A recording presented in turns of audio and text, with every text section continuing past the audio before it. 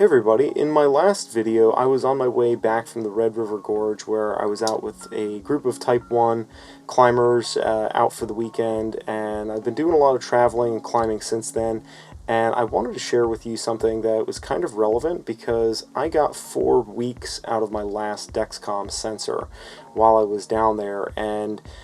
the fact that the sensor kept going and kept reading accurately is not so much the focus of this particular video, but more so the way that I secure the sensor to my body and the way that I tape it down.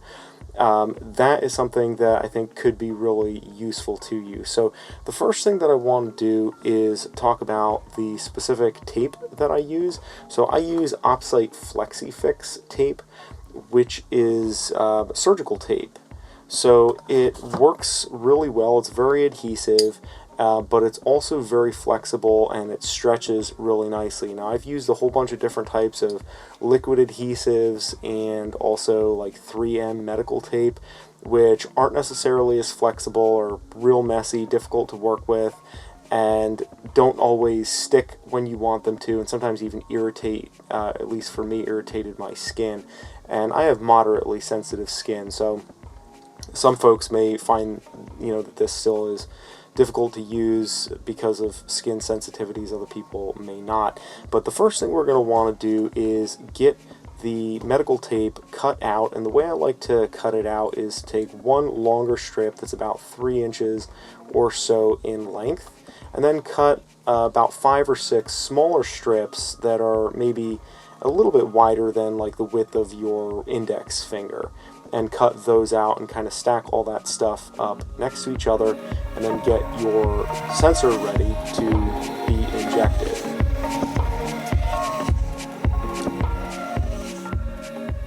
Okay, in the next phase we are going to start putting this stuff all together. I like to select my hip, or kind of on the upper part of my butt, to put the sensors, and there's a lot of different places that you can put sensors, but for me the hip is one of the best places you can put it because of the fact that your skin doesn't stretch nearly as much there. I've put it on like the back of my shoulder, my tricep before, and I like that a lot because especially with climbing I don't have to worry about that getting in the way of a harness. But with all the movement and the stretching, when you're moving your arms, even if you're just like running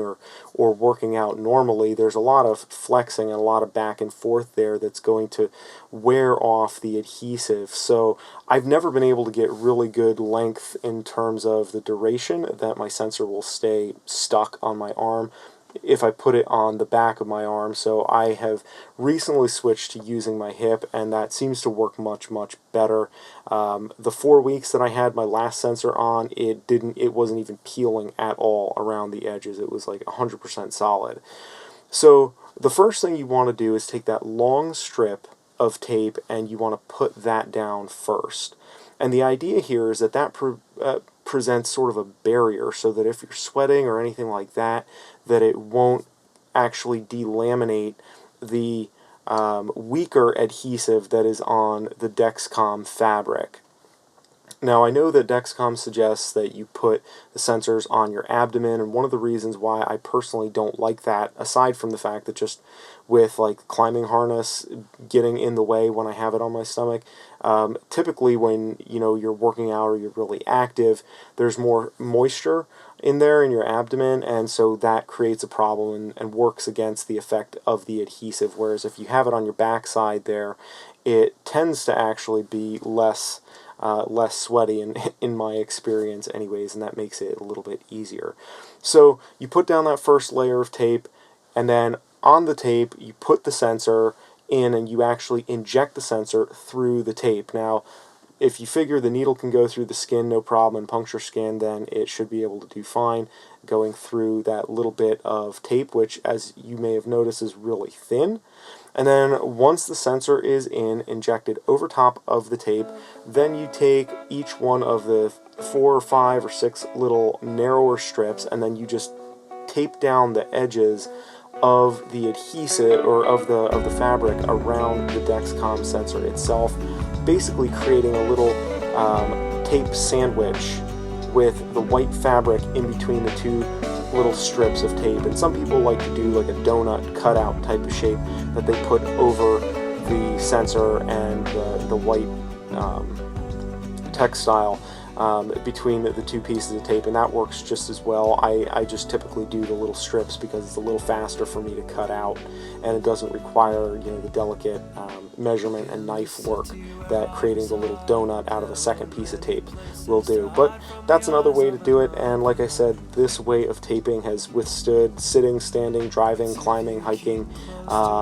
bathing, all of the, you know, normal activities, plus additional amount of physical activity that I like to get into, and hopefully this method of taping is useful to you. If you have suggestions or other ways, maybe something that I missed or a different technique that you'd like to add, just drop it in the comments underneath this, and you can read more about what I'm doing with my sensor and my diabetes in general if you visit livingvertical.org. Connect with us on social media, and you can see what all we're getting up to and hopefully be a part of it as we hit the road in 2016 to get out and get after it with our diabetes,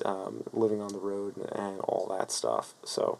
now I'm actually going to go for a run because my sugar was a little bit on the high side when I sat down to make this, so duty calls.